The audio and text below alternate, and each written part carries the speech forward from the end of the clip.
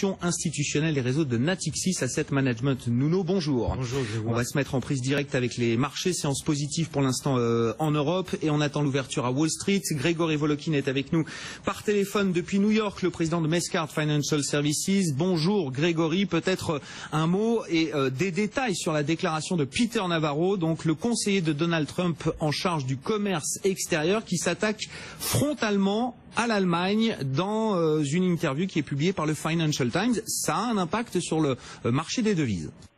Oui, d'abord, il faut dire que Peter Navarro, il s'est attaqué professionnellement pendant 20 ans à la Chine, et pour lui, la Chine, en gros, est un pays qui a manipulé sa monnaie et manipulé son commerce. Donc là, il fait pratiquement un parallèle avec l'Allemagne, en disant que l'Allemagne utilise la faiblesse de l'euro, comme si l'euro était son propre Deutschmark, pour favoriser ses exportations, au détriment évidemment de ses partenaires commerciaux, dont les États-Unis. Et cette déclaration a suffi à faire baisser vraiment le dollar de 0,6%, mais il faut noter, disons, que ce qui va définir sur les 6 prochains mois, je dirais, le cours d'échange dollar-euro, ça sera vraiment le différentiel des taux d'intérêt. Et les déclarations, en général, font bouger les monnaies pendant un jour ou 2 jours, mais jamais à long terme. C'est gênant de voir une administration américaine, Nuno Teixeira, je me tourne vers vous, mais c'est vrai qu'on a vu beaucoup de déclarations fracassantes. On essaye de trier un petit peu le bruit, la communication et puis peut-être la ligne plus stratégique de l'administration de Donald Trump.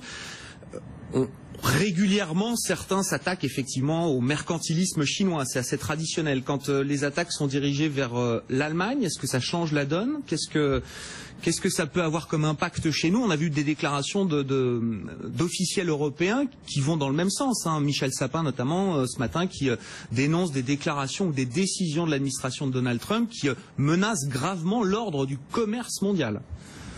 C'est inquiétant parce que tout le développement économique des 20-30 dernières années s'est fait sur un développement du commerce international et l'administration Trump considère que finalement ce qui est bon pour les États-Unis sera moins bon pour les autres et vice-versa. C'est-à-dire ce qui est bon pour le reste du monde est forcément mauvais pour les États-Unis et donc ils attaquent tantôt la Chine, tantôt maintenant l'Allemagne et ça veut dire que pour les investisseurs ça peut suggérer des ruptures dans l'organisation des entreprises multinationales. C'est vrai qu'on voit mal aujourd'hui Apple produire ses iPhones aux États-Unis. Il coûterait beaucoup plus cher et ça ne serait pas efficace. Mais en tout cas, le discours de l'administration Trump est guidé par des considérations totalement politiques. Je ne suis pas sûr qu'il mesure ce que ça peut avoir comme impact, y compris négatif, pour les entreprises américaines. Et ça montre à quel point ce sujet est sensible. On a vu tous les patrons de grandes entreprises de la Silicon Valley monter au créneau pour mettre en garde déjà contre les mesures visant à interdire l'entrée d'étrangers aux États-Unis parce qu'ils ont besoin de cette main-d'œuvre. Et il est évident que si des droits de douane venaient à être imposés ou des limitations aux importations venaient à être imposées, ce serait perturbant pour beaucoup d'entreprises. D'un point de vue politique, là, si on se place du côté des Européens, vous dites quoi? Les attaques de Trump et de son administration contre l'Allemagne ou contre l'Europe, c'est une chance pour les Européens de s'unifier à nouveau peut-être derrière un projet? Ou vous dites, voilà, c'est une menace supplémentaire alors qu'on a déjà un certain nombre de problèmes à régler, qu'on n'est pas forcément convergent, on va dire, sur toutes les lignes et toutes les stratégies aujourd'hui en Europe? Ça peut être un facteur d'unité, effectivement, pour les Américains. Je pense que pour les Européens ou pour les Européens. Non, pour les Européens, bien sûr. Ça a été.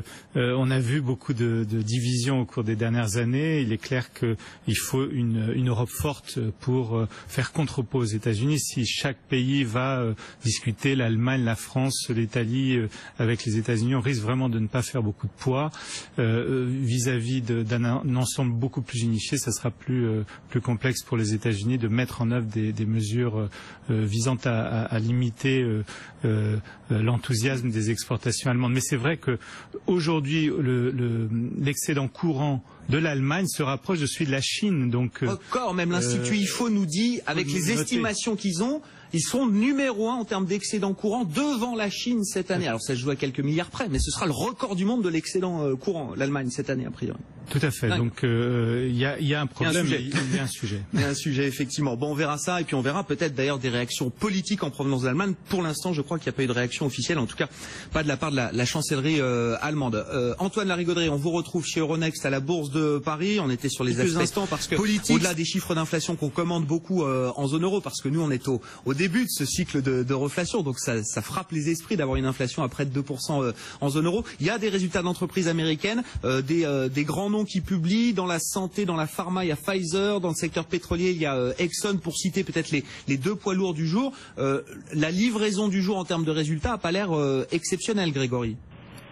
Non, elle n'est pas terrible, mais surtout elle montre un peu quels sont les challenges, quels sont les problèmes des différentes branches économiques. On peut voir clairement en lisant les résultats d'un Pfizer ou d'un Eli Lilly que le problème, c'est que pour ces compagnies, elles arrivent à un moment où elles commencent à avoir beaucoup de pertes d'exclusivité, à un moment où le prix des médicaments, en tout cas aux États-Unis, est extrêmement critiqué, donc ça met de la pression sur les revenus.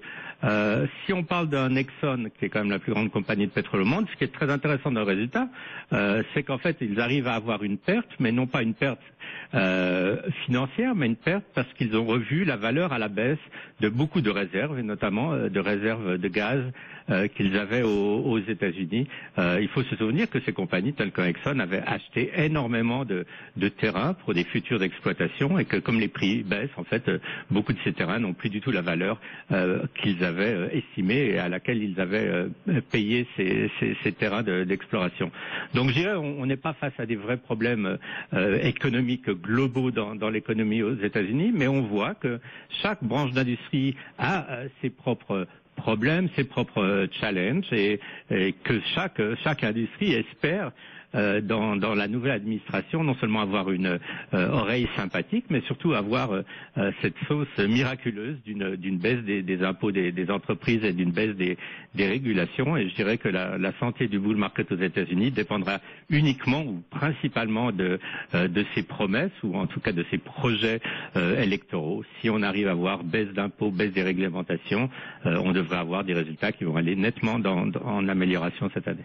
D'ailleurs, en termes de bull market, il y en a un, semble-t-il, qui y croit, c'est Warren Buffett, puisqu'il indique dans une interview qu'il a racheté depuis l'élection de Donald Trump pour plus de 10 milliards de dollars d'actions américaines, c'est ça, Grégory ? Oui, absolument. Et c'est extrêmement, je dirais, positif pour plusieurs raisons. D'abord parce que, en fait, Warren Buffett déteste Donald Trump. Warren Buffett était un très grand supporter de Hillary Clinton, verbalement et financièrement. Le fait qu'il mette son argent, et 12 milliards, c'est quand même beaucoup, même pour un Warren Buffett, en anticipant des résultats positifs de la politique économique de Donald Trump, je dirais, c'est quelque chose qui devrait en tout cas rassurer beaucoup d'investisseurs. Alors c'est quand même notable, mais moi j'aime toujours, quand je regarde Warren Buffett, le fait que c'est quand même une personnalité à deux faces, qui a vraiment le cœur à gauche et le porte-monnaie nettement à droite.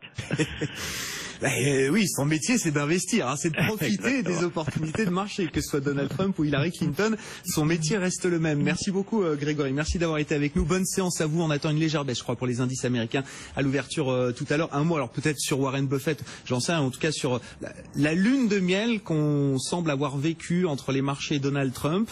Est-ce